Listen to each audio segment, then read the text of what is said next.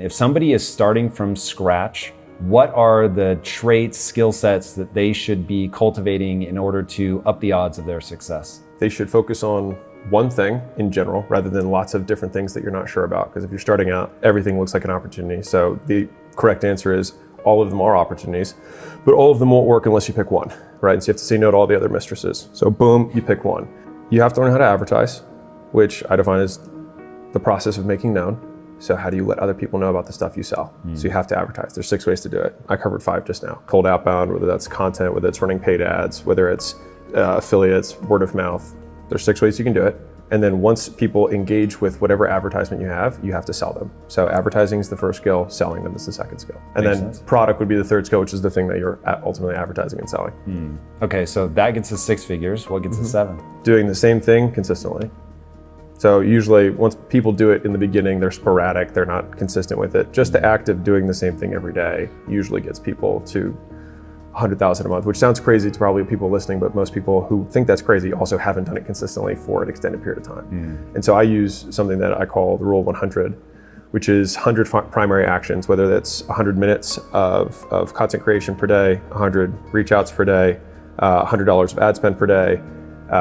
Like you have to pick one of them, but 100 per day, and you do that for 100 days, and I promise you, you'll be making 6 figures if you do that.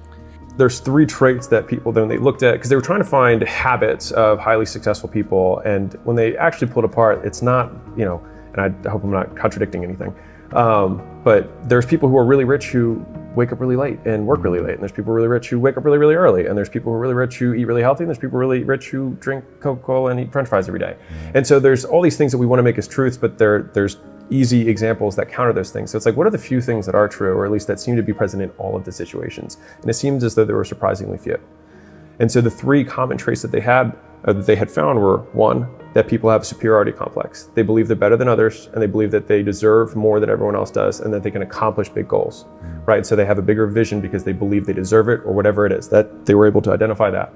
The second thing that they were able to identify is that they had crippling insecurity, and which is a paradox of paradoxes. They feel they'll never be enough, and they'll always be measured against the things that they've achieved. And so you've got this crazy dynamic between they think they're better than everyone, they think they deserve more, they want to go after this big hill, and at the same time, they fear they'll never be good enough, and they'll never actually achieve it, and they actually suck. And then the third piece, which kind of adds the beautiful mix of this, is impulse control. Yeah. And so they're able to control their actions and focus on a single thing for an extended period of time. And so if you put those 3 things together, it's like you've got a big goal that's pulling you this way. You've got this big fear that you are running away from, and then you've got impulse control to keep you focused on the one thing that matters. Yes. And if you do that, if you are the type of person who has those traits, then you are very likely to be successful. So to the marshmallow point, because I think this is really interesting and I don't think it's talked about enough, which is they like to separate the kids into the 2 buckets, right? Like the kid who waits for 2 marshmallows and the kid who just says, I want the marshmallow now. But I feel like they should have a 3rd bucket, which says, how long do they ask the kid to wait for the marshmallow, right? Because it's not, do you have, because I like to think of things in a lot of times we have false dichotomies, or we have binaries where we're good or bad, disciplined or undisciplined, I'm honest or dishonest, right? When I think more reality is, to what degree am I honest? To what extent am I disciplined? To what degree am I, loyal, right? Oh God, there's a whole conversation. Yeah. And so I think that each of those 3 traits that we just went over, it's not do I have them or not for the people who are listening, because people like to think, yes, I have it, or oh, well, I have all 3 of those. It's not having them. And I'm sure you've interviewed some of the most successful people on the planet. It's how much do you have, right? And so I think that your ability to delay gratification, it's not just oh, I can wait a week or I can wait a month. But I made this tweet that went pretty viral. And it was if you can wait a year, you can make a ton of money. If you can do something for 12 months, you can not need for financial goodness pretty much for the rest of your life. I'm not saying you're gonna be hella rich. Right. But you're not going to need for anything if you can wait 12 months. If you can wait a decade, you're going to be above the 1%. If you can wait 10 years for an outcome, be able to do the doing without seeing the result for 10 years, you will be able to be above most achievement of most people. And if you can wait a lifetime and you don't even need to see the result of your doing this, even while you are alive, but know that it may get done after you pass, then I believe that you can change the world. And I mean that. And so I think that if people can just extend the time horizon that they're measuring themselves on, they can just do so much more. I mean, you've probably heard the Bill Gates quote where he says, people overestimate what they can do in a year and underestimate what they can do in a decade. I think it's the same thing, just continue to draw it out. And I think as we've been able to, achieve more leverage and make more money, et cetera, my horizon has extended. And when I listen to the people who I want to emulate, I can almost tell by the measurement of money that they talk about and the measurement of time that they discuss how successful they are or how successful I think they're going to be. Like if I talk to a 25-year-old and he's talking about what he wants to do in 2 decades and his whole plan of what he's going to do, as long as he's not just blowing smoke because he's heard an interview from me, then I'm like, this kid's got it. He gets it. He gets it. And most people just don't think they can't wait 90 days. Most people can't even wait a month, right? They start a diet and 14 days later they don't have a six-pack and they can't wait. But like if you do a year, you can look whatever way you want for the most part, by and large. And if you wait a year for the ability to learn how to sell, you wait a year for the ability to learn how to market, wait a year just providing value to a group of people for free and then delaying your ask, you can do whatever you want. I have a method that I can teach people how to do it, but most people still won't do it, which is to build the desire, to create an association between the doing that thing and the meaning and purpose that you want to have for your own life, and that it's not going to seem self-evident. You have to bolt it on. It feels kind of fake in the beginning, but if you really invest, and it really is something that you care about, it can't be fake. But if it really is something that you care about and you build that intense association, then you can fight through that. But boredom kills more entrepreneurs than fear or failure ever will. When you say boredom, do you mean that they're starting something, it's starting to work, and then they just switch because they're ADD, or? No, I mean that doing something where you don't get the result that you want and it's 10 years out and you're gonna have to do what Jeff Bezos calls overhead, right? No matter how much you love your job, there's always overhead. There is boring shit. And what I find is people, they can't stay on task. I find in myself a strong desire not to stay on task because it is boring. It's just boring. Or even worse, if it feels bad and you have to keep doing it and you have to wake up every day and face that like this is really going to be tough, and it's going to be tough for an undetermined amount of time. So it's not even like I know it's going to be a year.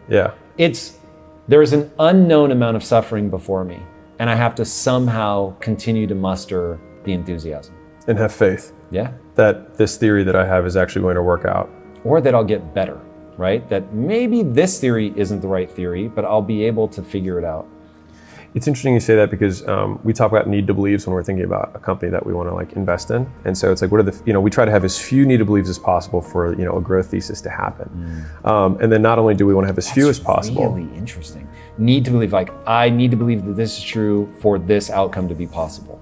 Really so smart. How do we have as few of those as possible? And how do we have that those need to believe statements are as high likelihood as humanly possible, right? So it's like, if we had a business that was reliant on an inflationary period or something, I'd say like, okay, well, I believe that that's, it's high likelihood that it's going to occur. Okay, so I feel okay about that one. And if that was the only thing I need to believe for this whole business to be successful, I'd be like, where do I write a check? Because it's the only thing I need. So it's how many of these are there, right? And if there's a lot of them, then with each additional line, our likelihood of getting the outcome we want goes down. And so I think that if reversing that for success for somebody who's coming along is like, what amount of action would it be unreasonable for me not to be successful? And so for me, it's like, I believe that if you do 10,000 cold calls, you'll get better. Like it would be unreasonable for you not to be good. Like after that level of effort, if you run, if you take half your paycheck every month or a third of your paycheck every month and you say, I'm going to advertising university, which is I'm going to spend money actually advertising, trying to get people to click on this thing and give me their name and phone number. If you go and you spend that amount of money on actually advertising, after a year, after 2 years, you'll probably be pretty good.